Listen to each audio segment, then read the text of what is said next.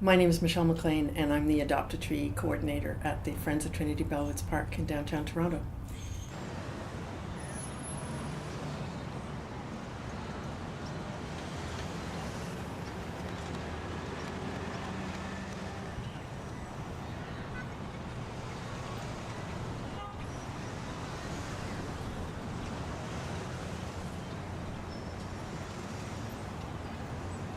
I'm a longtime neighbor of the park, and I use the park obviously all the time then, and the rec center, and I was looking for a way to give back and become involved. And I walked by the Adopt-A-Tree program in 2006, the table at the annual Fall Park Days, and signed up. I thought it was a great idea.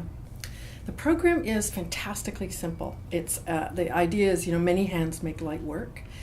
So all of us adopters sign up for one tree for 4 or 5 years, and we say that we'll make sure that it gets enough water during the growing season. So right now we have 87 trees in our program in Trinity Bellwoods Park, and we have just over 60 adopters, which means, of course, that people have more than one tree, bless them, that they're taking charge of.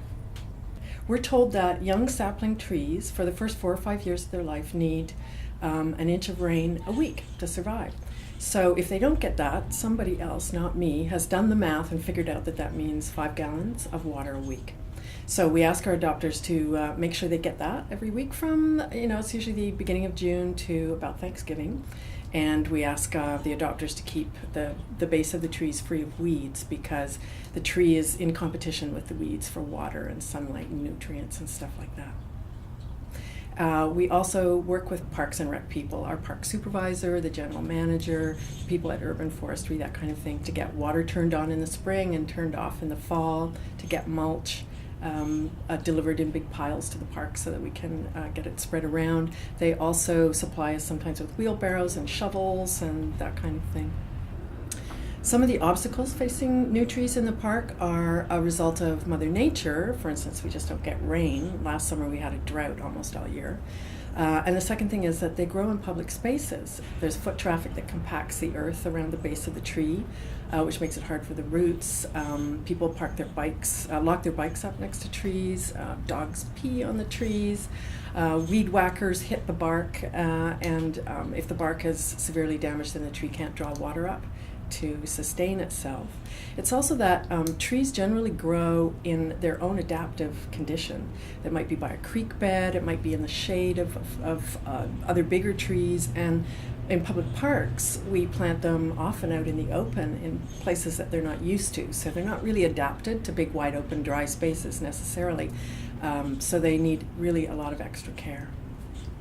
This is a really easy program to replicate in almost any park. So much of Adopt-A-Tree program is volunteer, that it's very inexpensive to run. The Friends of Trinity Bellwoods have contributed the funds that we needed to buy the hoses, the bundle buggies, the locks, the replacement hoses, that kind of thing. And it adds up to, I think last year we spent only about $420 or something like that. It was very modest. The first thing that we did was get various stakeholders involved, like our city councilor. We talked to the park supervisor and the park general manager, and we put together a mailing list from people that we knew used the park. It's the kind of thing that appeals to people. It's so easy to do. It appeals to people who like to be part of groups. It appeals to people who like to work alone, because you water the tree when it needs it. People who walk their dogs, young mothers with kids in the park, people who use the park to exercise in it all the time.